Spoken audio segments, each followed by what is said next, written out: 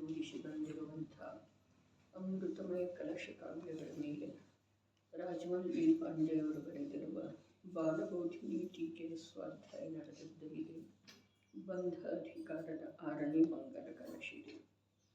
ಸರ್ವಂ ಸದೈವ ನಿಯತಂ ಭವತಿ ಸ್ವಕೀಯ ಕರ್ಮೋದಯಾನ್ ಮರಣ ಜೀವಿತ ದುಃಖ ಸೌಖ್ಯಂ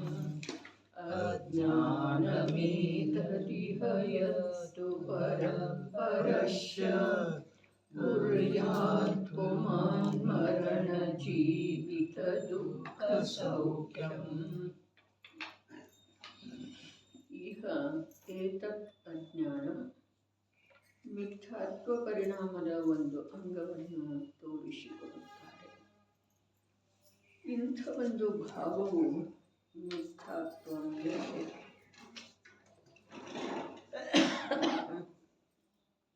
ತೂ ಯತ್ ಪರಃ ಪುಮಾನ್ ಪರಸ್ಯ ಮರಣ ಜೀವಿತ ದುಃಖ ಸೌಖ್ಯಂ ಕುರ್ಯಾತ್.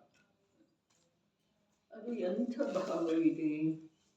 ಆ ಭಾವವು ಹೀಗಿದೆ.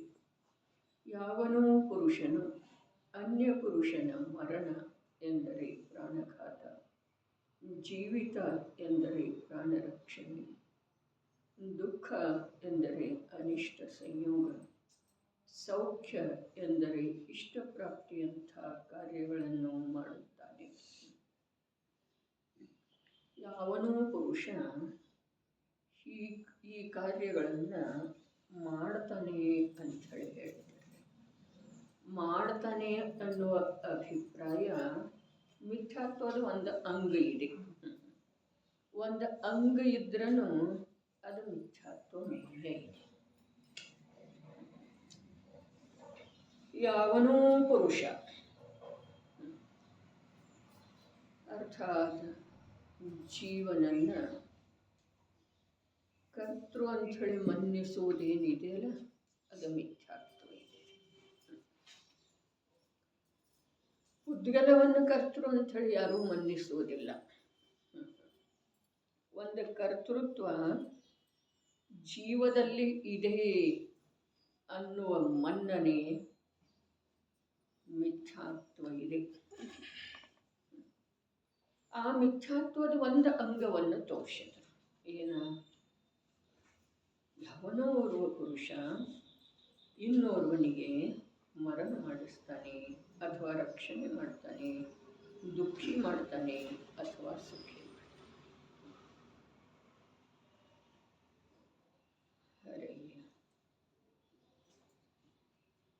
ಬಾಳುವವ ಬದುಕುವವ ಸ್ವಯಂ ಬದುಕ್ತಾನೆ, ಸಾಯುವವ ಸ್ವಯಂ ಸಾಯ್ತಾನೆ,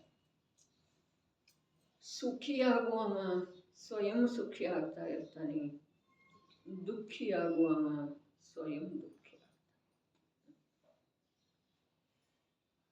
ಮಾತು ಹೀಗಿದೆ. ಇಲ್ಲಂತೂ ನಿಮಿತ್ತದ ಮೂಲಕ ಹೇಳಿದ್ದಾರೆ. ಕರ್ಮ ಮಾಡಿಸ್ತೀವಿ ಅಥವಾ ಕರ್ಮದ ಕಾರಣದಿಂದ ಆಗ್ತಿದೆ. ಏನ? ಕರ್ಮದ ಕಾರಣದಿಂದ ಆಯುವಿನ ಇರುವಿಕೆ ಉದಯ ಏನಿದೆ ಅದರಿಂದ ಜೀವನ ನಡೀತಿದೆ. ಆಯುವಿನ ಪೂರ್ಣತೆ ಏನಾಗ್ತಿದೆ ಅದರಿಂದ ಮರಣ ಆಗ್ತಿದೆ. ಸಾತಾ ಉದಯದ ಸಾತಾ ಕರ್ಮದ ಸಾತಾ ವೇದನೀಯ ಕರ್ಮದ ಉದಯಲ್ಲಿದೆ, ಅಲ್ಲಿ ಇಷ್ಟ ಸಾಮಗ್ರಿಯ ಪ್ರಾಪ್ತಿಯಾಗ್ತಿದೆ. ಅಸಾತಾ ಕರ್ಮದ ಉದಯಲ್ಲಿದೆ, ಅಸಾತಾ ವೇದನೀಯ ಕರ್ಮದ ಉದಯಲ್ಲಿದೆ, ಅಲ್ಲಿ ಅನಿಷ್ಟ ಸಾಮಗ್ರಿಗಳ ಪ್ರಾಪ್ತಿಯಾಗ್ತಿದೆ. ಇದು ಸ್ಥೂಲ ಕಥನ, ಸಾಮಗ್ರಿಗಳ ಪ್ರಾಪ್ತಿಯಾಗೋದು. ಆದರೆ ಅದು ಇಷ್ಟ ಅನ್ನಿಸೋದ, ಇಷ್ಟ ರೂಪದಿಂದ ವೇದನ್ ಆಗೋದ, ಅನಿಷ್ಟ ರೂಪದಿಂದ ವೇದನ್ ಆಗೋದ. ಇದ ಸಾತಾ ಅಥವಾ ಅಸಾತಾ ಕರ್ಮದ ಉದಯದ ಕಾರಣದಿಂದನೂ ಇಲ್ಲ, ಸಾಮಗ್ರಿ ಯಾವುದವು ಅವುಗಳ ಕಾರಣದಿಂದನೂ ಇಲ್ಲ. ಆದರೆ ಇಲ್ಲಿ ಮಿಥ್ಯಾತ್ವದ ಒಂದು ಅಂಗ ಅಂಥೇಳಿ ಹೇಳಿದ್ರಲ್ಲ, ಅದು ಮಿಥ್ಯಾತ್ವಮಯ ಇದೆ ಅಂಥೇಳಿ ಹೇಳಿದ್ರಲ್ಲ, ಅದು ಓರ್ವ ಜೀವ ಓರ್ವನ ಮರಣ ಮಾಡ್ತಾನೆ, ಅವನನ್ನು ಸುಖಿ ಮಾಡ್ತಾನೆ, ದುಃಖಿ ಮಾಡ್ತಾನೆ, ರಕ್ಷಣೆ ಮಾಡ್ತಾನೆ. ಇದು ಮಾತಾಯ್ತ್ರಿ. ಆದ್ರೆ ಓರ್ವ ಜೀವ ಇನ್ನೋರ್ವ ಜೀವದ ಈ ಕಾರ್ಯ ಮಾಡ್ತಾನೆ ಅನ್ನೋದ ಮಿಥ್ಯಾತ್ವದ ಒಂದು ಅಂಗ ಮಾತ್ರ. ಆ ಅಂಗ ಕೂಡ ಮಿಥ್ಯಾತ್ವಮಯ ಇದೆ. ವಿಷಯ ತಿಳ್ಕೊಳ್ಳೋದ್ರೆ ಶಬ್ದ ಅಷ್ಟೇ ಇದಾವ, ಅವು ಲಿಮಿಟೆಡ್. ಏನ ಆ ಜೀವ, ಆ ಪುರುಷ ಅವನ ರಕ್ಷಣೆ ಮಾಡಿದ. ಈ ಪುರುಷ ಅವನನ್ನು ಸಾಯಿಸಿದ. ಆ ಪುರುಷನಿಂದ ಇವನಿಗೆ ಇಷ್ಟೊಂದು ದುಃಖ ಆಗ್ತಾ ಇದೆ. ಈ ಪುರುಷನಿಂದ ಇವರೆಲ್ಲರೂ ಸುಖಿ ಇದ್ದಾರೆ. ಇದೇನಿದೆಯಲ್ಲ, ಇದು ಮಿಥ್ಯಾತ್ವದ ಒಂದು ಅಂಗ ಇದೆ. ಅದರ ಅಂಗ ಇರುವೆಳದೊಳಗೂ ಕೂಡ ಈ ಕೈ ಇದೆ, ಇದು ಶರೀರದ ಅಂಗ ಇದೆಯಲ್ಲ, ಶರೀರದ ಅಂಗ ಇದೆಯಲ್ಲ, ಅದರ ಅಂಗ ಇರುವೆಳದೊಳಗೂ ಕೂಡ ಶರೀರಮಯನ ಇದೆಯಲ್ಲ. ಏನು ಶರೀರದಿಂದ ಬೇರೆ ಮಾಡಬಹುದ್ರೆ ಶರೀರಮಯನ ಇದೆ. ಅರ್ಥಾತ್ ಇದೇನಾಯ್ತಲ್ಲ, ಆತ ಇವನನ್ನು ಸಾಯಿಸಿದ. ಇವನನ್ನು ಈ ವೈದ್ಯ, ಯಾವ ತಜ್ಞ ಇವನ ರಕ್ಷಣೆ ಮಾಡಿದ. ಈ ಶ್ರೀಮಂತನಿಂದ ಇವನ ಜೀವನದೊಳಗೆ ಸುಖ ಆಗುವ ಹಾಗಾಯಿತು. ಈ ಶತ್ರುವಿನಿಂದನ ಇವನಿಗೆ ನಿರಂತರ ದುಃಖ ಆಗ್ತಾ ಇದೆ. ಈ ಅನ್ನಿಸಿಕೆ ಇದು ಇನ್ನೊಬ್ಬನ ಕುರಿತಾಗಿದೆ ರೀ. ತಿಳಿತೇನ್ರಿ? ನಾನು ರಕ್ಷಣೆ ಮಾಡ್ತೇನೋ, ನಾನು ಸಾಯಿಸ್ತೇನೋ, ನಾನು ಸುಖಿ ಮಾಡ್ತೇನೋ, ನಾನು ದುಃಖಿ ಮಾಡ್ತೇನೋ ಅಲ್ಲ. ಈತ ಸಾಯಿಸಿದ, ಆತ ಬದುಕಿಸಿದ, ಆತನಿಂದ ಇವರೆಲ್ಲ ಸುಖಿ ಇದ್ದಾರೆ. ಇವನೊಬ್ಬನ ಕಾರಣದಿಂದ ಇವನಿಗೆ ದುಃಖ ಇದೆ. ಇದೇನಿದೆ ರೀ? ಇದು ನನ್ನ ಮಿಥ್ಯಾತ್ವದ ಒಂದು ಅಂಗ ಇದೆ ರೀ. ಪರವನ್ನು ನೋಡುವ ದೃಷ್ಟಿ, ದೃಷ್ಟಿಯೊಳಗೆ ವಿಪರೀತತೆ, ಅದು ಒಂದು ಅಂಗ ಮಾತ್ರ. ಹಾಗಾದ್ರೆ ಆ ಮಿಥ್ಯಾತ್ವ ಹೇಗಿರಬಹುದು? ಒಂದು ಕೈಯೊಳಗೆ ಸಾಮರ್ಥ್ಯ ಇಷ್ಟಿದೆ, ಹಾಗಾದ್ರೆ ಆ ಶರೀರದೊಳಗೆ ಎಷ್ಟಿದೆ? ಇದು ದೃಷ್ಟಾಂತ ಮಾತ್ರ ರೀ. ಅದ್ಭುತ ಮಾತಿದೆ ಇಲ್ಲಿ. ಮಿಥ್ಯಾತ್ವದ ಮಹತ್ವ ಮಹಿಮೆ ಹೇಳ್ತಾ ಇದ್ದಾರೆ.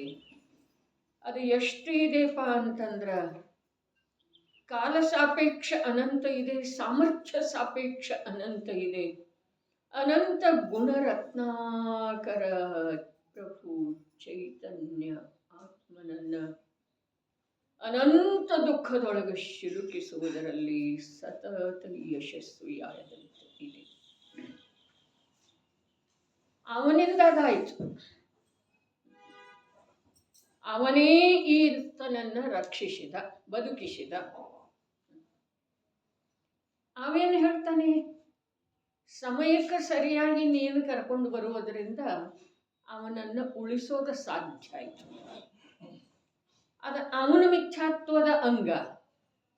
ಅವ ಉಳಿಸಿದ ಅನ್ನೋದು ಇವನ ಮಿಥ್ಯಾತ್ವದ ಅಂಗ.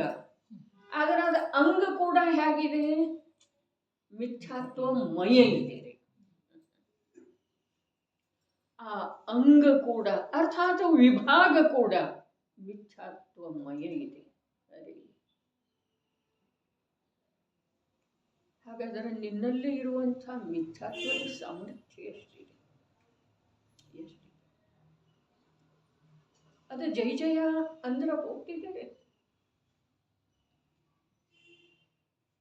ಒಂದು ಹೊತ್ತಿನ ಆಹಾರ ತ್ಯಾಗ ಮಾಡಿದ್ರೆ ಹೋಗ್ತಿದೆ. ನಾವು ಅದನ್ನು ಸುರಕ್ಷಿತವಾಗಿಟ್ಟು ಅದಕ್ಕೆ ಪೋಷಣೆ ನೀಡ್ತಾ ನೀಡ್ತಾ ಧರ್ಮ ಮಾಡ್ತಾ ಇದ್ದೇವೆ. ನನ್ನಿಂದ ಎಷ್ಟಾಗ್ತಿದೆ ಅಷ್ಟು ಮಾಡ್ತಾ ಇದ್ದೇನೆ ಅಂತ ಅನ್ನಿಸ್ತಾ ಇದೆ. ಅರೆ, ಇಲ್ಲಿನ ಆ ಅಂಗದ್ದು ಕೂಡ ಭೇದ ಎಷ್ಟದವು? ಆ ಒಂದು ಅಂಗದ್ದು ಕೂಡ ಭೇದ ಎಷ್ಟದವು. ಆಯುವಿನ ಕಾರಣದಿಂದ ಅವ ಉಳಿದಿದ್ದಾನೆ, ಆಯು ಪೂರ್ಣ ಆಗುವ ಕಾರಣದಿಂದ ಅವ ಸತ್ತು ಹೋಗಿದ್ದಾನೆ. ಸಾತಾವೇದನೆಯದ ಉದಯ ಇರುವುದರಿಂದ ಅವ ಸುಖಿ ಇದ್ದಾನೆ, ಆ ಸಾತಾವೇದನೆಯದ ಉದಯ ಇರುವುದರಿಂದ ಈತ ದುಃಖಿ ಇದ್ದಾನೆ. ಇದು ಕೂಡ ವಾಸ್ತವಿಕತೆ ಇಲ್ಲ, ವಾಸ್ತವಿಕತೆ ಇಲ್ಲ. ಹಾಗಾದ್ರೆ ವಾಸ್ತವಿಕತೆ ಏನಿದೆ? ಅವ ಇಲ್ಲಿ ಈ ದೇಹದ ಜೊತೆಗೆ ಇರೋದ ಮಾತ್ರ ಸೂಕ್ಷ್ಮ ಇದೆ. ಅವ ಇಲ್ಲಿ ದೇಹದ ಜೊತೆಗೆ ಇರುವುದ, ಅವ ಈ ದೇಹದಿಂದ ಈ ಕ್ಷೇತ್ರದಿಂದ ಹೊರಟು ಹೋಗೋದ, ಅದ ಯಾವ ಆಯು ಕರ್ಮದ ಅಧೀನ ಇಲ್ಲ. ಅರೆ ಪಂಚಾಸ್ತಿಕಾಯದೊಳಗೆ ಎಲ್ಲವನ್ನು ಸ್ಪಷ್ಟಪಡಿಸಿದ್ದಾರೆ. ಎಷ್ಟು ಸ್ಪಷ್ಟ!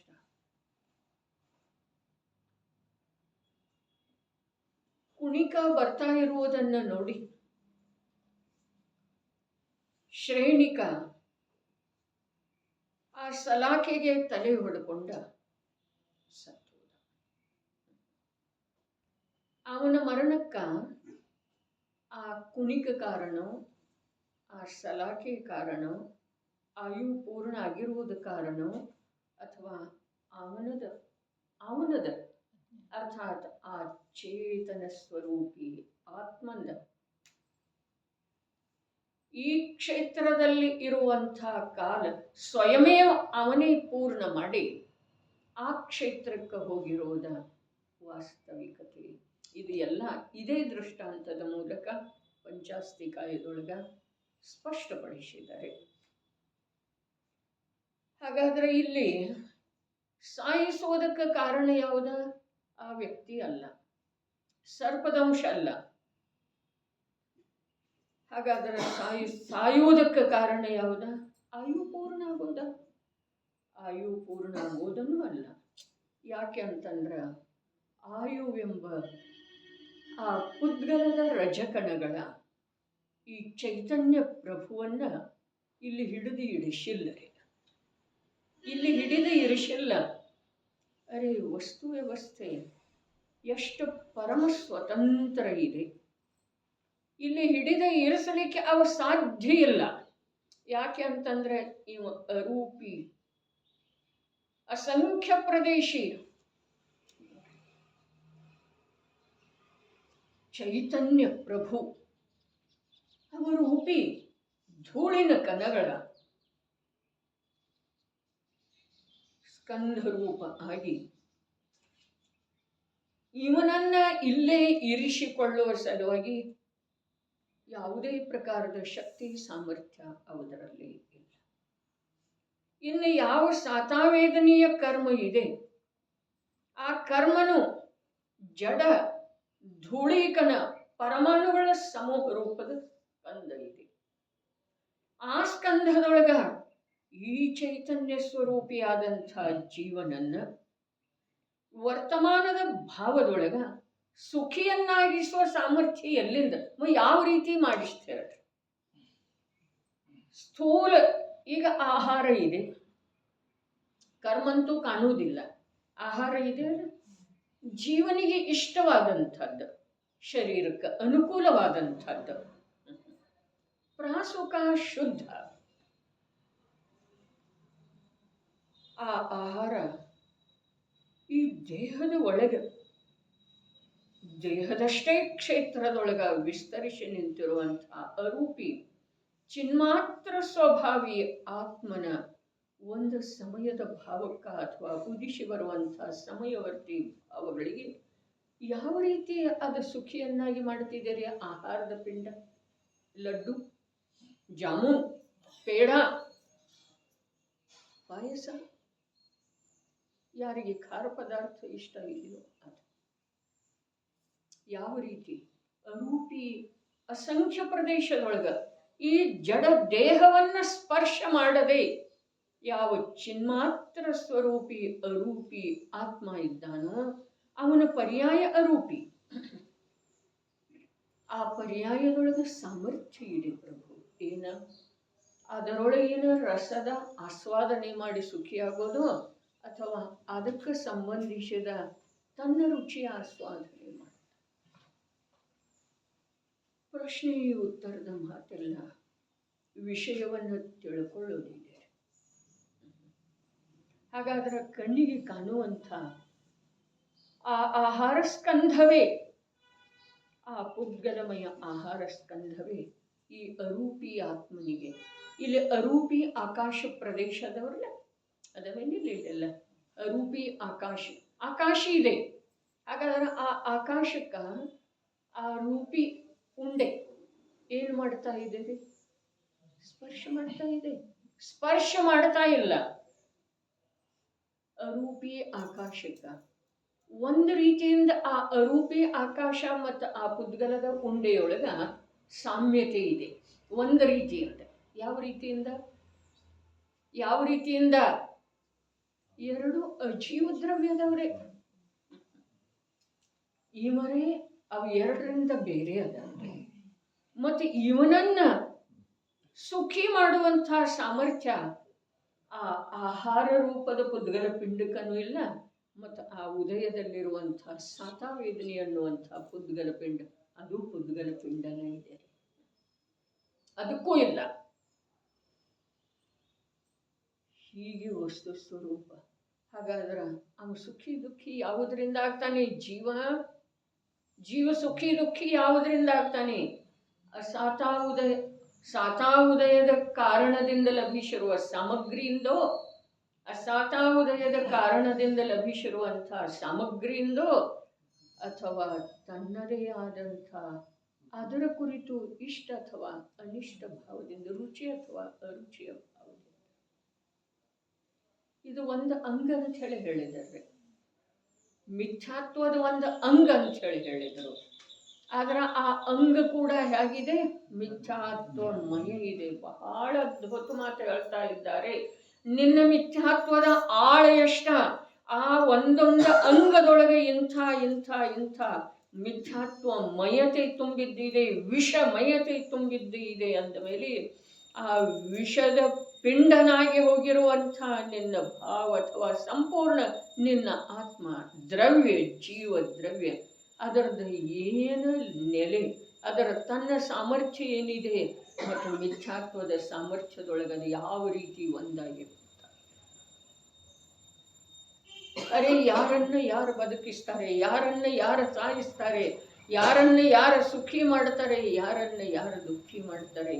ಬರೀ ಇಷ್ಟ ಮಾತ ಈ ಬಂಧ ಅಧಿಕಾರದೊಳಗ ಭಗವಾನ್ ಕುಂದ ದೇವರ ಗಾಥೆಗಳ ಮಾಧ್ಯಮದಿಂದ, ಪ್ರಗಟ ರೂಪದಿಂದ ಗಾಥೆ ಇದ್ದಾವೆ. ಜಿನೇಂದ್ರ ಪ್ರಭು ಹೀಗೆ ಹೇಳಿದ್ದಾರೆ ನೋಡಪ್ಪ, ಏನ ಅವ ಬದುಕ್ತಾನೆ ತನ್ನ ಆಯುವಿನ ಕಾರಣದಿಂದ, ಅವ ಸಾಯ್ತಾನೆ ತನ್ನ ಆಯುವಿನ ಕಾರಣದಿಂದ. ನೀನು ಅವನ ಆಯುವನ್ನ ಹರಣ ಮಾಡೋ ಸಾಧ್ಯ ಇಲ್ಲ, ಅವನಿಗೆ ನೀನು ಆಯುವನ್ನ ನಿನ್ನದು ಕೊಡೋ ಸಾಧ್ಯ ಇಲ್ಲ. ಹಾಗಾದ್ರೆ ನೀನು ಅವನನ್ನು ಹೇಗೆ ಬದುಕಿಸಿದಿ, ನೀನು ಅವನನ್ನು ಹೇಗೆ ಸಾಯಿಸಿದಿ? ಇನ್ನು ಅದರ ವಿರುದ್ಧವಾಗಿ ಅವನನ್ನನ್ನು ಬದುಕಿಸ್ತಾನೆ, ಅವನನ್ನನ್ನು ಸಾಯಿಸ್ತಾನೆ. ಅವನು ನಿನ್ನ ಆಯುವನ್ನು ಹರಣ ಮಾಡೋ ಸಾಧ್ಯ ಇಲ್ಲ, ಅವನು ನಿನಗೆ ಆಯುವನ್ನು ಕೊಡೋ ಸಾಧ್ಯ ಇಲ್ಲ. ಗಾಥಾದವರಿಗೆ ಭಗವಾನ್ ಕುಂದ ದೇವರು ಬಂಧ ಅಧಿಕಾರದೊಳಗೆ, ಸಮಯ ಸಾರದೊಳಗೆ ಗಾಥಾದವರಿಗೆ. ಅದೇ ಪ್ರಕಾರ ಸುಖಿ ದುಃಖಿ ಈ ಮಿಥ್ಯಾತ್ವದ ಅಂಗ ಮಿಥ್ಯಾತ್ವಮಯವಾಗಿ ನಿರಂತರ ಹರಭರ ಇದೆಯೋ ಅಥವಾ ಇಲ್ಲ ನಮ್ಮಲ್ಲೇ. ಹೊರಗಿನದನ್ನು ನೋಡಿ ಅವನಿಂದ ಮಾಡಿದ ಏನು ಮಾಡಿ? ಸುಖಿ ಮಾಡಿ, ದುಃಖಿ ಮಾಡಿ, ಸಾಯಿಸಿದ, ಬದುಕಿಸಿದ. ಇವನಿಗೆ ಮಾಡಿದ ಅಂಥೇಳಿ ಹೇಳುವುದರೊಳಗ ನಿನ್ನಲ್ಲೇ ಅದು ಯಾವ ಮಿಥ್ಯಾತ್ವದ ಅಂಗ ಆಗ ಕಾರ್ಯ ಮಾಡ್ತಾ ಇದೆ, ಮನ್ನಿಸ್ತಾ ಇದೆ ಅಲ್ಲ, ಆ ಅಂಗ ಅಂಥ ಅಂಗಗಳಿಂದ ಕೂಡಿರುವಂಥ ಸಮೃದ್ಧ ಮಿಥ್ಯಾತ್ವ ನಿನ್ನಲ್ಲಿ. ಹಿಂದಿನ ಕಲಶದೊಳಗೆ ಹೇಳಿದರು, ಏನು ಹೇಳಿದರು? ಅಭಿಲಾಷೆ ಎಲ್ಲಿಯವರೆಗೆ? ಅರೆ, ಮಿಥ್ಯಾತ್ವ ಎಲ್ಲಿಯವರೆಗೆ ಇದೆ ಅಲ್ಲಿಯವರೆಗೆ ಬಾಹ್ಯ ಸಾಮಗ್ರಿಗಳಲ್ಲಿ ಅಭಿಲಾಷೆ. ಬಾಹ್ಯ ಸಾಮಗ್ರಿಗಳನ್ನು ಅವ ತಾನಾಗೆ ಬಿಟ್ಟು ಹೋದ್ರೂ ಕೂಡ ಅಭಿಲಾಷೆ ಬಿಟ್ಟಿಲ್ಲ ಮತ್ತು ಬಿಟ್ಟಿಲ್ಲ. ಎಲ್ಲಿಯವರೆಗೆ ಶುದ್ಧ ಸ್ವರೂಪದ ಚೈತನ್ಯ ಸ್ವರೂಪದ ಅರೂಪಿ ಅನಂತ ಗುಣ ಸಂಪನ್ನ ಅನಂತ ಗುಣಮಯ ಅಸಂಖ್ಯ ಪ್ರದೇಶಿ ಆ ಚಿನ್ಮಾತ್ರ ಪ್ರಭು ಪರಮಾತ್ಮ ಸದೃಶಿಯಾವ ಆತ್ಮ ಇದ್ದಾನೋ ನಿಜಾತ್ಮ, ಅವನನ್ನ ಸಂಪೂರ್ಣ ಪರದ್ರವ್ಯ ಪರಭಾವಗಳಿಂದ ಭಿನ್ನಾಗಿ ಎಲ್ಲಿಯವರೆಗೆ ಅನುಭವ ಮಾಡುವುದಿಲ್ಲವೋ ಅಲ್ಲಿಯವರೆಗೆ ಅವನಿಗೆ ಪರವಸ್ತುಗಳ ಇದ್ರೂ ಕೂಡ ಅಭಿಲಾಷೆ ಇದೆ. ವಸ್ತುವಿಗೆ ಸಂಬಂಧಿಸಿದ ಹಾಗೆ ಪರವಸ್ತುಗಳ ಅಭಾವದೊಳಗೂ ಕೂಡ ಅಭಿಲಾಷೆ ಅವನಿಗೆ ಅಖಂಡ ಇದೆ. ವಸ್ತುಗಳ ವಸ್ತು ಅವನ ಹತ್ರ ಇಲ್ಲ, ಆದರೆ ಅಭಿಲಾಷೆ ಇದೆ. ಯಾಕೆ? ಎಲ್ಲಿ ಆತ್ಮನ ಅನುಭೂತಿ ಇಲ್ಲ ಅಲ್ಲಿ ನಿಶ್ಚಯದಿಂದ ಅಭಿಲಾಷೆ ಇದೆ ಅಂಥೇಳಿ ಹೇಳಿ ಬಂದರು. ನಾವಲ್ಲಿ ಯಾವುದೇ ಪ್ರಕಾರದಿಂದ ನಮ್ಮ ನಿರ್ದೋಷತೆಯನ್ನು ಸಿದ್ಧ ಮಾಡುವ ಅಥವಾ ಕಂಡುಕೊಳ್ಳುವ ಪ್ರಯತ್ನ ಮಾಡದೇ ಇರೋದು ಒಳ್ಳೆಯದಿದೆ, ಒಪ್ಪಿಕೊಳ್ಳುವುದು ಒಳ್ಳೆಯದಿದೆ. ಯಾಕೆ ಅಂತಂದ್ರೆ ಗಣಧರ ದೇವರು ಹೇಳಿದಾರ ಅಂತ ಹೇಳಿದರೆ ಅವರ ಇವರ ದಾರಿ ಹೋಗುವಂಥವರ ಅಜ್ಞಾನಿಗಳ ಹೇಳಿದ್ದ ಮಾತಲ್ಲ, ಗಣಧರರ ಹೇಳಿದ್ದೇ ಇದೆ. ಗಣಧರರ ಸ್ಥಾನ ಎಂಥದ್ದು ಇದೆ ರೀ, ಗಣಧರರ ಸ್ಥಾನ ಎಂಥದ್ದಿದೆ ಅನ್ನೋದ್ರದ್ದು ವಿಚಾರ ಮಾಡ್ರಿ. ಅರೆ ತೀರ್ಥಂಕರರಿಗಿಂತ ಕೂಡ ಒಂದು ಅಂಶ ಹೆಚ್ಚಿದೆ ಅಂಥೇಳಿ ಹೇಳಿದರೆ ಇಲ್ಲಿ ತಪ್ಪಾಗೋದಿಲ್ಲ. ಯಾಕೆ ಅಂತಂದ್ರೆ ಗಣಧರರ ಅಭಾವದೊಳಗೆ ದಿವ್ಯ ಧ್ವನಿನೇ ಬರಲಿಲ್ಲ ಅಂಥೇಳಿ ಹೇಳಿತಲ್ಲ. ಈ ಯುಗಾಂತ್ಯದೊಳಗ ಅಂತಿಮ ತೀರ್ಥ ನಾಯಕನ ದೃಷ್ಟಾಂತನ ಬಂತಲ್ಲ. ಅರೆ ನಿಮಿತ್ತದಿಂದ ಕಾರ್ಯ ಆಗುವುದಿಲ್ಲ, ಆದರೆ ನಿಮಿತ್ತದ ಅವಶ್ಯಕತೆ ಎಷ್ಟಿದೆ ನಿಮಿತ್ತದ ಅವಶ್ಯಕತೆ. ಈ ಜೀವಕ್ಕೆ ಒಂದು ಹೇಳಿದರೆ ಒಂದು ತಿಳ್ಕೊಳ್ತಾನೆ, ಒಂದು ಹೇಳಿದರೆ ಒಂದು ಹಿಡ್ಕೊಳ್ತಾನೆ. ಹೀಗಾಗಿ ಇವನಿಗೆ ಜನಾಗಮದ್ದು ಕೂಡ ಯಾವುದ ಸತ್ವ ಇದೆಯೋ ಆ ಸತ್ವ ಗ್ರಹಣ ಆಗ್ತಾ ಇಲ್ಲ. ಬದುಕುವುದರ ಕಾರಣ ಯಾವುದ? ಆಯು. ಬದುಕುವುದರ ಕಾರಣ ಯಾವುದ? ಆಯು. ಆದ್ರೆ ಆಯು ಇಲ್ಲಿ ಬದುಕಿ ಇರುವುದಕ್ಕ ನಿಜವಾದ ಕಾರಣ ಅಲ್ಲ. ಕಾರಣ ಎರಡದವ್ರಿ, ಒಂದು ನಿಮಿತ್ತ ಕಾರಣ, ಇನ್ನೊಂದು ಉಪಾದಾನ ಕಾರಣ. ಕಾರಣ ಎರಡದವು. ಹಾಗಾದ್ರೆ ಆಯು ಏನಿದೆ, ಜೀವ ಇಲ್ಲಿ ನಾನು ಇಲ್ಲಿ ಬದುಕಿಕೊಂಡು ಉಳಿಯುವುದಕ್ಕೆ ನಿಮಿತ್ತ ಕಾರಣ ಯಾವುದ? ಮನುಷ್ಯ ಆಯು. ಮನುಷ್ಯ ದೇಹದ ಜೊತೆಗೆ ಜೀವ ಎಷ್ಟು ಕಾಲ ಇರ್ತಾನೋ ಅಲ್ಲಿ ನಿಮಿತ್ತ ಕಾರಣ ಯಾವುದಿದೆ? ಆಯು. ಮನುಷ್ಯ ಆಯು ನಿಮಿತ್ತ ಕಾರಣ. ಆದ್ರೆ ಆ ನಿಮಿತ್ತ ಯಾವುದೇ ಪ್ರಕಾರದಿಂದ ಜೀವನನ್ನ ಈ ಮನುಷ್ಯ ದೇಹದೊಳಗ ಈ ಮಧ್ಯಲೋಕದೊಳಗ ಇರಿಸುವಲ್ಲಿ ಕಾರ್ಯ ಮಾಡುವ ಸಾಧ್ಯತೆ ಇಲ್ಲ, ಸಮರ್ಥನೆ ಇಲ್ಲದ. ಹಾಗಾದ್ರೆ ಅವನೇ ಎಲ್ಲಿಯವರೆಗೆ ಇಲ್ಲಿ ಅದನ್ನಲ್ಲ ಅಲ್ಲಿಯವರೆಗೆ ಅದು ನಿಮಿತ್ತ ಇದೆ. ಕಾರ್ಯ ಉಪಾದಾನದಿಂದ ಆಗ್ತಿದೆ, ಅದರ ನಿಮಿತ್ತ ಇಲ್ಲದ ಆಗೋದಿಲ್ಲ. ಇದು ಇದೆ ಅಲ್ಲ ಸಂಧಿ, ಇದು ಜೈನ ದರ್ಶನದ ಬಹಳ ಸೂಕ್ಷ್ಮ ಮತ್ತು ಮಹತ್ವಪೂರ್ಣವಾದಂತಹ ಸಂಧಿ ಇದೆ. ಇದು ಒಂದು ಸಲ ಜೀವದ ಬುದ್ಧಿಯ ಮೂಲಕ ಸೂಕ್ಷ್ಮತೆಯ ಮೂಲಕ ಲಕ್ಷ್ಯದೊಳಗೆ ಬಂತು ಅಂತಂದ್ರ ಈ ಜೀವ ನಿರ್ಭಯನಾಗಿ ಸಮ್ಯಕ್ ದರ್ಶನವನ್ನ ಪ್ರಾಪ್ತ ಮಾಡಿಕೊಳ್ಳುವ ಸಲುವಾಗಿ ಉದ್ಯಮಶೀಲ ಆಗ್ತಾನೆ. ಇವನಿಗೆ ಭಯ ಇರುವುದರಿಂದನೇ ಸಮ್ಯಕ್ ದರ್ಶನ ಆಗ್ತಾ ಇಲ್ರಿ. ಆಗಮದ ಜ್ಞಾನ ಇದ್ರೂ ಕೂಡ ಯಥಾರ್ಥ ಜ್ಞಾನ ಇಲ್ಲ. ಅದಕ್ಕೆ ಹಿಂದೊಮ್ಮೆ ಹೇಳಿದ್ದಿತ್ತು, ಯಥಾರ್ಥ ರೂಪದಿಂದ ಆಗಮಗಳ ಅಧ್ಯಯನ ನಮಗೆ ಇಲ್ಲ ಅಂತೇಳಿ. ಯಥಾರ್ಥ ರೂಪದಿಂದ ಅರೆ ಆಗಮ ಜ್ಞಾನ ಮೊನ್ನೆಂತೂ ಮೊನ್ನೆ ಬಂತು ಸಂಪದದೊಳಗ ಧಾರಣಾ ಜ್ಞಾನ. ಧಾರಣಾ ಜ್ಞಾನ ಬಿಟ್ಟು ಹೋಗ್ತಿದೆ, ಅದರ ಜ್ಞಾನದೊಳಗೆ ಧಾರಣ ಆಗದ ವಿನಃ ಆತ್ಮನ ಅನುಭೂತಿ ಆಗುವುದಿಲ್ಲ. ಧಾರಣಾ ಜ್ಞಾನದಿಂದ ಆತ್ಮನ ಅನುಭೂತಿ ಆಗುವುದಿಲ್ಲ. ಧಾರಣಾ ಜ್ಞಾನದಿಂದ ಆತ್ಮನ ಅನುಭೂತಿ ಆಗುವುದಿಲ್ಲ.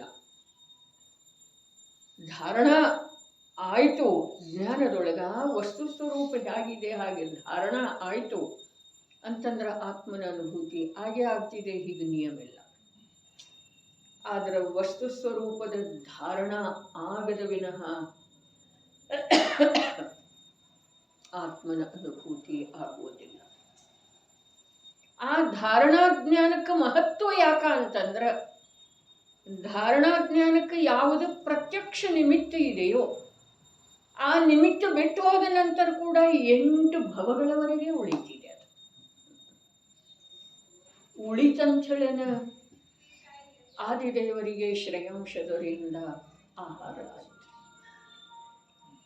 ಧರ್ಮತೀರ್ಥದ ಜೊತೆಗೆ ಈ ಕಾಲದೊಳಗ ದಾನ ತೀರ್ಥದ ಪ್ರಗಟತೆ, ಉದ್ಯಮ ದಾನ ತೀರ್ಥ ನಡೀತಾರೆ. ಯಾವುದರಿಂದ? ಧಾರಣಾ ಜ್ಞಾನದಿಂದ. ಆ ಧಾರಣಾ ಜ್ಞಾನ 8 ಭವಗಳವರೆಗೆ ಉಳಿ. ಧಾರಣಾ ಜ್ಞಾನಕ್ಕೆ ಮಹತ್ವ ಯಾಕ?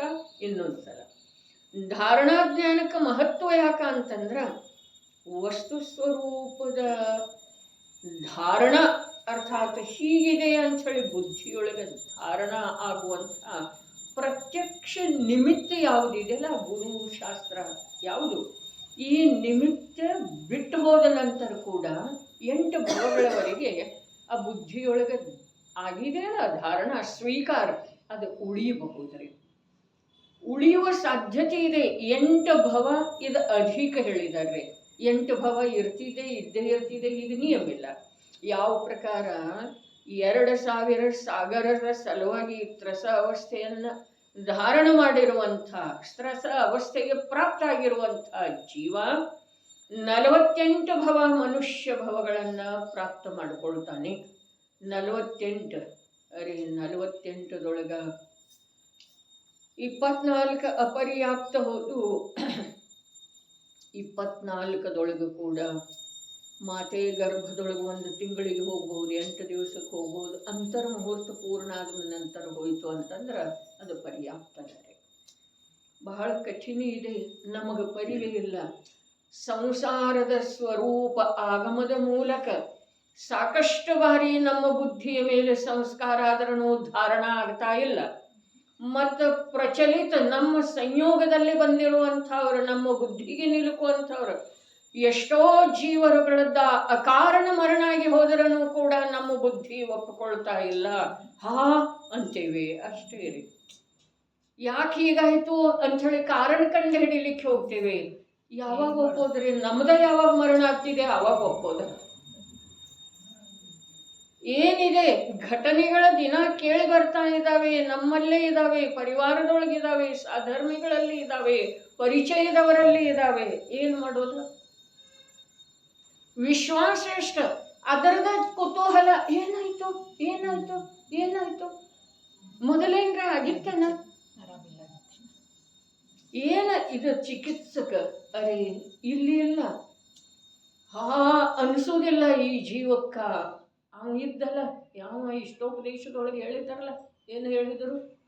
ವೃಕ್ಷದ ಮೇಲೆ ಕೂತು ನೋಡ್ತಿದ್ದವ ಕಾನನ್ನದಕ್ಕೆಲ್ಲ ಬೆಂಕಿ ತಾಗಿದ್ದು ಇದೆ.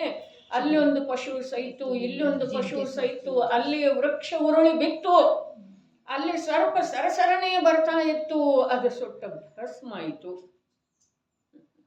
ವೃಕ್ಷದ ಮೇಲೆ ಕೂತು ನೋಡ್ತಾ ಇದ್ದಾನೆ, ಅವುಗಳನ್ನೆಲ್ಲ ನೋಡ್ತಾ ಇದ್ದಾನೆ, ಆದ್ರೆ ಅವನ ಬುದ್ಧಿಯೊಳಗೆ ಬರ್ತಾನೆ ಇಲ್ಲ.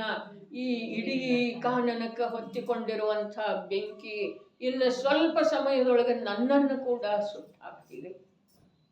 ಎಲ್ಲಿದೆ ಈಗ ಅನಿಸಿದೇನ? ಚಿಕ್ಕವ್ರು ಹೋದ್ರು, ದೊಡ್ಡವ್ರು ಹೋದ್ರು, ವಯಸ್ಸಾದವ್ರು ಹೋದ್ರು, ನಮ್ಮ ಮುಂದೆ ಹುಟ್ಟಿದವರು ಹೋದ್ರು, ನಮ್ಮ ಉದರದಿಂದ ಹುಟ್ಟಿದವರು ಹೋದ್ರು.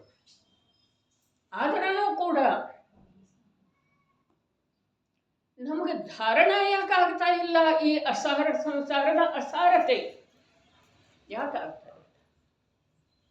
ಮಿಥ್ಯಾತ್ವದ ಒಂದು ಅಂಗದ ಪ್ರಬಲತೆ ಇಷ್ಟ ಹೇಳ್ತಾ ಇದ್ದಾರೆ. ಅದು ಮಿಥ್ಯಾತ್ವಮಯ ಇದೆ.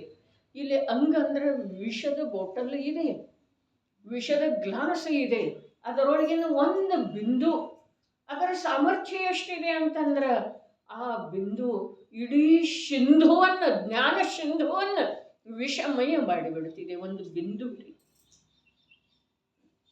ಹಾಗಾದ್ರೆ ವಿಷದ ಗ್ಲಾಸ್ ಅನ್ನು ನಾವು ಸತತ ಕುಡಿತಾ ಇದ್ದೀವಿ.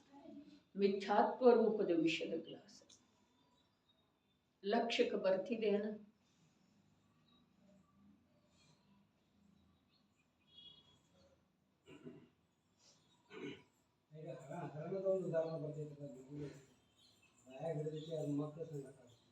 ಅದು ಚೆಲ್ಲಾಟ ಆಡ್ತಾ ಇದೆ. ಯಾರ ಜೊತೆಗೆ? ತನ್ನ ಮರಿಗಳ ಜೊತೆಗೆ. ಹಿಡಿದಂತ ಇದೆ ರೀ ಸಿಂಹ ಅದನ್ನ ಹಿಂದುಗಡೆ ಬಾಯೊಳಗ. ಕಾಲ ಸಿಂಹನೇ ಮೃಗ ಚೇತನ ಕೋ घेरा भवन में नहीं बचावन हारा कोई यूं समझो मन में समझो. ನಾವು ಇಲ್ರಿ ಅಲ್ಲಿ ಕೇಳ್ತೇವೋ ಹೇಳ್ತೇವೋ ಆಶ್ಚರ್ಯ ಪಡ್ತೇವೋ ಇನ್ನೊಬ್ರಿಗೆ ಹೇಳ್ತೇವೆ. ಹೀಗಾಯ್ತು ನೋಡಿ. ಅವ್ರ ಒಂದಿಷ್ಟು ರಸ ತಗೊಂಡ್ರು ಅಂತಂದ್ರೆ ನಮಗೆ ಬಹಳ ಬರ್ತಿದೆ ಸಾಮರ್ಥ್ಯ ರೀ ಅದರ ಬಗ್ಗೆ ವಿವರಣೆ ನೀಡಲಿಕ್ಕೆ. ಅದರ ಒಳಗ ಅದರ ಹಸಿ ಗೋಡೆಗೆ ತಾಗಿದ ಹರಳಿನ ಹಾಗೆ ಉಳಿದು ಬಿಡುವುದಿಲ್ಲ. ಈ ಸಂಸಾರದ ಅಸಾರತೆಯನ್ನ ನಿರಂತರ ದರ್ಶಿಸುವುದಿಲ್ಲ. ಅದು ಬಂತು ಆತ್ಮಾನುಶಾಸನದೊಳಗೆ ದೃಷ್ಟಾಂತ. ತನ್ನ ಮಕ್ಕಳ ಜೊತೆಗೆ ಚೆಲ್ಲಾಟ ಆಡ್ತಾ ಇದೆ ಅದ ಜಿಂಕಿ. ಹಿಂದಗಡೆ ಹಿಡಿದದ್ದು ಇದೆ ಸಿಂಹ ಬಾಯೊಳಗ. ಅರೆ ನಮ್ಮನ್ನು ಹಿಡಿದದ್ದ ಇದೆ ರೀ, ನಮ್ಮನ್ನ ಹಿಡಿದದ್ದ ಇದೆ ಸಿಂಹ, ಕಾಲ ರೂಪದ ಸಿಂಹ. ಯಾವಾಗ ನುಂಗುತ್ತಿದೆ ಗೊತ್ತಿಲ್ಲ, ಹಿಡಿದದ್ದ ಇದೆ. ಬೆಕ್ಕು ಹಿಡಿತಿದೆ ಅಲ್ಲ, ಇಲಿಯನ್ನು ಹಿಡಿತಿದೆ, ಮರಿಯನ್ನು ತನ್ನ ಮರಿಯನ್ನು ಹಿಡಿತಿದೆ. ಆ ದೃಷ್ಟಾಂತ ಬೇಕಿಲ್ಲ, ಆದ್ರೆ ಹಿಡಿತಿದೆಲ್ಲ, ಹಿಡ್ಕೊಂಡು ಹೋಗ್ತಿದೆ ಇಲಿಯನ್ನ. ಯಾವಾಗ ನುಂಗುತ್ತಿದೆ ಗೊತ್ತಿಲ್ಲ.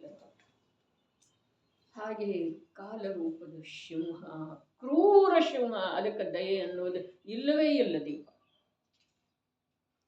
ಯಾವಾಗ ಯಾರ ಮೇಲೆ ಮನಸ್ಸು ಬಂತೋ ಹಿಡಿತಾರೆ ಅದ. ಎಲ್ಲಿ ಹರ ರಾಮ ಲಕ್ಷ್ಮಣರು, ಎಲ್ಲಿ ಹರ ಭೀಮ ಅರ್ಜುನರು, ಅವರನ್ನು ಕಾಲ ಕಬಳಿಸಿತು, ನಿನ್ನನು ಕಾಲ ತಿನ್ನುವುದು. ಎಲ್ಲಿ ಅನ್ನಿಸ್ತಿದೆ? ಏನು ಭಯ ಇಲ್ರಿ ನಮ್ಗೆ, ಭಯ ಇಲ್ಲ. ನಮಗ ಭಯ ಇದೆ ಅಪಮಾನ ಆದ್ರ, ನಮಗ ಭಯ ಇದೆ ಇದಕ್ಕೆ ರೋಗ ಬಂದ್ರ, ನಮಗ ಭಯ ಇದ್ರೆ ಹಾನಿ ಆದ್ರ ಏನು ಮಾಡುವುದ್ರಿ? ಇದರದ ಭಯ ಇದೆ. ಆದ್ರೆ ನಾನು ಇಲ್ಲಿಂದ ಸಾಯೋದು ನಿಶ್ಚಿತ, ಸತ್ಯಲ್ಲಿ ಹೋಗುದ ಸಾಯೋದು ನಿಶ್ಚಿತ. ಯಾವಾಗ ಅನ್ನೋದು, ಅರೆ ಕೊರೋನಾದ ವೇಳೆ ಕೇಳಿದ್ನಲ್ಲ, ಆ ಮಾತಿನ ಮೇಲೆ ನಮ್ಮದು ಎಷ್ಟು ದೃಢತೆ ಇದೆ. ಏನು ಹೇಳಿತು? ಮರಣ ನಿಶ್ಚಿತ, ಮರಣದ ಸಮಯ ನಿಶ್ಚಿತ. ಅಭಿಚಂದ್ರ ಅವಾಗ 10 ಬಾರಿ ಹೇಳಿದೆ. ನಾನು ನನ್ನ ದೊಡ್ಡಸ್ತನ ಹೇಳ್ತಾ ಇಲ್ಲ, ನನ್ನ ಮೇಲೆ ಸಂಸ್ಕಾರ ಮಾಡಿಕೊಂಡಿದ್ದೆ. ಮರಣದ ಸಮಯ ನಿಶ್ಚಿತ, ಮರಣ ನಿಶ್ಚಿತ, ಮರಣದ ಸಮಯ ನಿಶ್ಚಿತ, ಮರಣದ ನಿಮಿತ್ತ ನಿಶ್ಚಿತ. ರಸ್ತೆಯ ಅಪಘಾತದಿಂದ ಮರಣ ಆಗೋದಿತ್ತು ಅಂತಂದ್ರೆ ನಿಶ್ಚಿತವಾಗಿ ರಸ್ತೆಯ ಅಪಘಾತದಿಂದನೇ ಆಗೋದು. ಅದನ್ನ ನಿನ್ನೆ ಹೇಳಿತ್ತಲ್ಲ, 100 ಜನ ಜಿನೇಂದ್ರರ, ಅರೆ ಜಿನೇಂದ್ರರ ಅನಂತ ಬಲ. ಇಂದ್ರನ ಸಾಮರ್ಥ್ಯ ಎಷ್ಟ? ಮೇರುಗಿರಿಯನ್ನ ತಲೆ ಕೆಳಗೆ ಮಾಡುವಷ್ಟ. 100 ಜನ ಜಿನೇಂದ್ರರ ಏಕಕಾಲಕ್ಕೆ ಬಂದ್ರೂ ಕೂಡ ತಪ್ಪಿಸುವ ಸಾಧ್ಯತೆ ಇಲ್ಲ. ಏನ? ನಿಮಿತ್ತವನ್ನ. ರಸ್ತೆಯ ಅಪಘಾತದಿಂದ ಮರಣ ಆಗೋದಿತ್ತು ಅಂತಂದ್ರೆ ರಸ್ತೆಯ ಅಪಘಾತದ ನಿಮಿತ್ತವನ್ನ ಯಾರೂ ತಪ್ಪಿಸೋ ಸಾಧ್ಯ ಇಲ್ಲ. ಮರಣವನ್ನಂತೂ ತಪ್ಪಿಸೋ ಸಾಧ್ಯನೇ ಇಲ್ಲ, ನಿಮಿತ್ತ ಕೂಡ ಬದಲಾಯಿಸೋದು ಸಾಧ್ಯ ಇಲ್ಲ. ಮಲ್ಕೊಂಡಲ್ಲೇ ಮರಣ ಆಗೋದಿತ್ತು ಅಂತಂದ್ರೆ ಮಲ್ಕೊಂಡಲ್ಲೇ, ಆಪರೇಷನ್ ಥಿಯೇಟರ್ ಒಳಗೆ ಮರಣ ಆಗೋದಿತ್ತು ಅಂತಂದ್ರೆ ಆಪರೇಷನ್ ಆಗಿ ಎಲ್ಲ ಯಶಸ್ವಿ ಆಗಿತ್ತು, ತಂದು ಹಾಕಿದ್ರು ರೂಮಿಗೆ, ಕಣ್ಣು ತೆಗೆದಿದ್ದ, ಎಲ್ಲ ಆರಾಮಾಗಿತ್ತು, ಡಿಸ್ಚಾರ್ಜ್ ಮಾಡಿದ್ರು. ಇನ್ನೇನು ಕಾರ್ ಬಂದು ನಿಂತಿತ್ತು, ಅವೇನು ಸಾಮಾನಿದ್ದು ಎಲ್ಲ ಕಾರಲ್ಲಿ ಇಡ್ತ, ಇವ್ ಹೊರಟು ಹೋದ್, ಮನೆಗೆ ಹೋಗ್ಲಿಲ್ರಿ. ಇವೆಲ್ಲ ಘಟನೆಗಳನ್ನು ಕೇಳ್ತೇವೆ, ಆದ್ರೆ ಎಷ್ಟು ವಿಶ್ವಾಸ ಇದೆ ಹೇಳ್ರಿ? ಯಾರಿಗೆ ಎಷ್ಟಿದೆ ವಿಶ್ವಾಸ?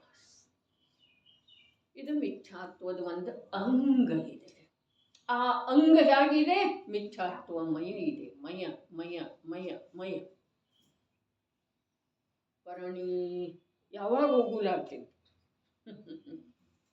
ಡ್ರೈವರ್ ತಗೊಂಡ ಹೋಗ್ತಿದ್ದ, ಎಲ್ಲ ಮಾತಾಡ್ತಾರೆ, ಕೇಳಿರ್ತೇವೆ ಲೋಕದ ಕಥೆ ಎಲ್ಲ ಕೇಳಿ ಕೇಳಿ ಆನಂದ ಮನ್ನಿಸ್ತೇವ್ರಿ. ಆನಂದ ಅರೆ ಅಭಿಲಾಷೆ ಇದೆ, ಅದನ್ನು ಕೇಳುವ ಅಭಿಲಾಷೆ. ಆನಂದ ಅಂತಂದ್ರೆ ಆ ಅಭಿಲಾಷೆನೂ ಒಂದು ಪ್ರಕಾರದ ಮಿಥ್ಯಾ ಆನಂದನೇ ರೀ. ಕಿವಿ ಕೊಟ್ಟು ಕೇಳ್ತೇವಲ್ಲ ಅದು ಆನಂದ ಇದೆ ಪ್ರಭು. ಉಪಯೋಗ ಹಚ್ಚಿ ಕೇಳ್ತೇವಲ್ಲ ಅದು ಆನಂದ ಇದೆ. ಇಲ್ಲಿ ಯಾಕೆಲ್ಲ ಅದು ಆನಂದ? ಇಲ್ಲಿ ಉಪಯೋಗ ಹಚ್ಚೋದಿಲ್ರಿ. ಯಾರದೋ ಕಥೆಯನ್ನು ಯಾರೋ ಹೇಳುತ್ತಿರುವಂತೆ ಕೇಳುತ್ತಾನೆ. ಜನವಾಣಿಯನ್ನು ಯಾಕೆ ಕೇಳ್ತಾನೆ? ಯಾರದೋ ಇನ್ನೊಬ್ಬರ ಕಥೆಯನ್ನು ಇನ್ನೊಬ್ಬ ಯಾವನೋ ಹೇಳ್ತಾ ಇರುವ ಹಾಗೆ ಕೇಳ್ತಾನೆ. ಮತ್ತು ಅದನ್ನ ನಿಜವಾಗಿ ಯಾರದೋ ಕಥೆಯನ್ನು ಯಾವ್ದು ಹೇಳ್ತಾ ಇರ್ತಾನಲ್ಲ ಅದನ್ನ ಎಷ್ಟು ರುಚಿಪೂರ್ವಕ ಕೇಳ್ತಾನೆ.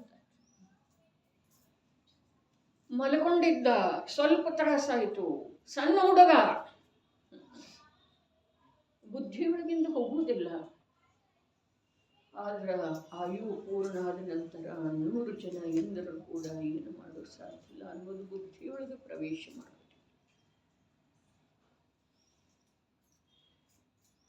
ದುಃಖದ ಮಾತು ಇದೆ ಅನ್ನೋ ಸಂಸಾರದ ಸ್ವರೂಪ ಇದೆ ರೀ. ನಿನ್ನೆ ಘಟಿಸಿದ ಘಟನೆ, ಶ್ರೀಜಯ ಆಂಟಿ ನಮ್ಮ ಸಾಧರ್ಮಿ, ಅವ್ರ ಮೊಮ್ಮಗ ಇದ್ದಕ್ಕಿದ್ದ ಹಾಗೆ ಸತ್ತು ಹೋದ. ಮಗ ಸತ್ತು ಹೋದ 10 ವರ್ಷದ ಹಿಂದ. ಮೊಮ್ಮಗ ಸತ್ತು ಹೋದ. ಏನ್ ಮಾಡೋದ? ಏನು ಮಾಡ್ಲಿಕ್ಕೆ ಆಗೋದಿಲ್ಲ, ಯಾರೇನು ಮಾಡ್ಲಿಕ್ಕೆ ಆಗೋದಿಲ್ಲ. ಜಿನೇಂದ್ರ ಭಗವಂತ ಪ್ರಭು ನೀನು ಆರಾಧಿಸ್ತಾ ಇರುವಂಥ ಸಾಧರ್ಮಿಗಳದ್ದು ಸಾಕಷ್ಟು ವಾತ್ಸಲ್ಯ ಇದೆ ನಿನ್ನ ಮೇಲೆ. ಆದರೆ ನಿನಗ ಆ ಮೋಹದಿಂದ ಬಿಡಿಸಿಕೊಳ್ಳೋದು ಅಸಾಧ್ಯ. ಏನ್ ಮಾಡೋದು? 10 ವರ್ಷದ ಹಿಂದೆ ಒಬ್ಬರ ಮೇಲೆ ಬಂದಿತ್ತು ಪ್ರಸಂಗ, ಈಗ ಇನ್ನೊಬ್ಬರ ಮೇಲೆ ಇಷ್ಟೇ. ದಿನನಿತ್ಯ ನಡೆದದ್ದು ಅದವ್ರಿ. ಇವಾಗ ಅದು ನಡೆದದ್ದು ಅದವು. ನಮ್ಮ ಪರಿಚಯದೊಳಗೆ ಬಂದವ್ರದ ಘಟನೆ ಇತ್ತು ಅಂತಂದ್ರೆ ಒಂದು ಸ್ವಲ್ಪ ನಮ್ಮ ಚಿತ್ತವನ್ನ ಯಾವುದೋ ರೀತಿ ಮೋಹದ ಆವೇಶದಿಂದ ಸ್ವಲ್ಪ ತಳಮಳಗೊಳಿಸ್ತಿದೆ, ತಲ್ಲನಗೊಳಿಸ್ತಿದೆ. ಆದ್ರೆ ಸಂಸಾರದ ಸ್ವರೂಪವನ್ನ ಸ್ಪಷ್ಟಪಡಿಸುವಂಥ ಅಥವಾ ನಿರ್ಣಯ ಮಾಡಿಸುವಂಥ ಮಾತ ನಮ್ಮ ಒಳಗೆ ಆಗುವುದು. ಅದಕ್ಕೆ ಹೇಳ್ತಲ್ಲ, ನಾವು ಸತ್ತ ಮೇಲೆ ನಮಗೆ ಸಂಸಾರದ ಸ್ವರೂಪ ಗೊತ್ತಾಗೋದೇನ್ರಿ? ಅವಾಗ ಎಲ್ಲಿ ಗೊತ್ತಾಗೋದಪ್ಪ? ನಾವು ಇರುವುದೇ ಇಲ್ಲ ನಾವು ಗೊತ್ತು ಮಾಡಿಕೊಳ್ಳಿಕ್ಕೆ. ಆತುರವಾಗಿ 3-4 ಸಮಯದೊಳಗ ಇನ್ನೊಂದು ದೇಹವನ್ನು ಧಾರಣ ಮಾಡಿ ಅಲ್ಲಿ ಒಂದಾಗಿ ಹೋಗ್ತಿದೆ ಈ ಜೀವ. ವಿಗ್ರಹ ಗತಿಯೊಳಗೆ ಮುಂದಿನ ಆಯುವಿನ ಉದಯ ಬರ್ತಿದೆ. ಬ್ರಹ್ಮಾನಂದವಾಗಿ ಕಾರ್ಮಣ ಶರೀರ ಇದೆ, ನೀನು ಪ್ರಸ್ತಾಪ ಮಾಡಿತ್ತು. ಮರಣ ಯಾವುದಕ್ಕಂತಾರೋ? ಔದಾರಿಕ ಶರೀರ ಬಿಟ್ಟು ಹೋಗ್ತಿದೆ, ಕಾರ್ಮಣ ಶರೀರ ಇರ್ತಿದೆ. ಅದಕ್ಕೆ ಮರಣ ಅಂತ ಲೋಕದೊಳಗೆ.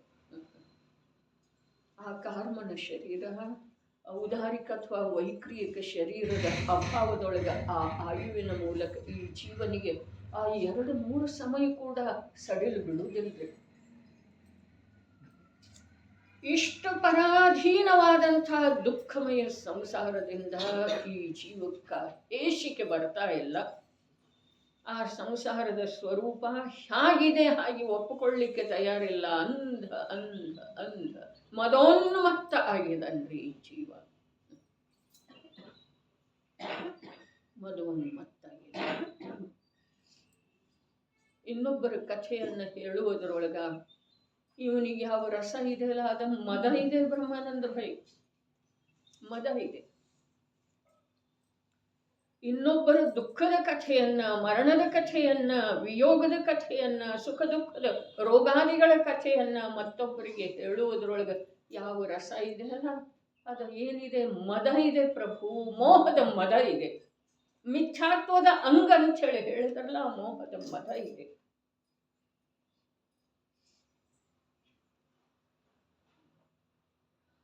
ಕಠಿಣ, ಬಹಳ ಬಂಧದಿಂದ ಈ ದುರ್ಬಲ ಆಗಿ ಹೋಗಿರುವಂತಹ ಜೀವ ಬಿಡುಗಡೆ ಆಗೋದ ಬಹಳ ಕಠಿಣ. ಲೋಕದೊಳಗೆ ಏನೆಲ್ಲ ಮಾಡಿ ತೋರಿಸ್ತಾನೆ.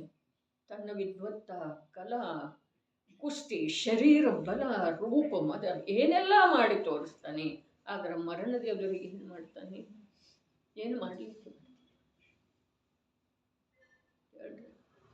ದೊರೆಯನ್ನು ಮೆಚ್ಚಿಸಬಹುದು, ಪರಿವಾರದವರನ್ನು ಮೆಚ್ಚಿಸಬಹುದು, ಎಂಥ ಎಂಥ ಎದುರಾಳಿಗಳನ್ನು ಸೋಲಿಸಿ ಅಹುದೆನ್ನಿಸಿಕೊಳ್ಳಬಹುದು. ಆದರೆ ಮರಣವೆಂಬ ಎದುರಾಳಿಯನ್ನು ಯಾವಾಗ ಸೋಲಿಸುವ ಸಾಮರ್ಥ್ಯ ಇವನಿಗೆ ಇದುವರೆಗೆ ಯಾಕೆ ಬರಲಿಲ್ಲ? ಇಷ್ಟು ಜಿನವಾಣಿಯ ಆಶ್ರಯ ಇರುವೆಳೆದೊಳಗೂ ಕೂಡ ನಮಗೆ ಅದರ ಸತ್ಯತೆ ಕಂಡು ಬರ್ತಾ ಇಲ್ಲ. ಬರೇ ಒಂದು ಸಾಮಾನ್ಯ ಸಂಸಾರದ ಅಸಾರತೆ ಈ ಜೀವದ ಮನುಷ್ಯನೊಳಗ ಬೇರೂರ್ತಾ ಇಲ್ಲ.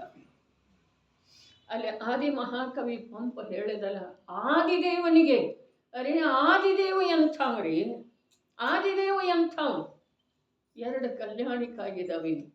10 ಭವದಿಂದ ಧರ್ಮ ಮಾರ್ಗದಲ್ಲಿ ಮುಂದುವರಿತಾ ಇದ್ದಾನೆ. ಅತಿ ಬಲಂಗೆ ಮಹಾಬಲನಾಗಿ ಪುಟ್ಟಿದಂ, ಅಲ್ಲಿಂದ ಹಿಡ್ಕೊಂಡು ಇಲ್ಲಿಯವರೆಗೆ ಬಂದ ತೀರ್ಥಂಕರ ನಾಮಕರ್ಮದ ಉದಯ 2 ಕಲ್ಯಾಣಿಕಾಗಿದ್ದಾವೆ. ಸ್ವರ್ಗದಿಂದ ಆಹಾರ ವಸ್ತ್ರಾದಿಗಳ ಪುರವಠ ಆಗ್ತಾ ಇದ್ದಾವೆ.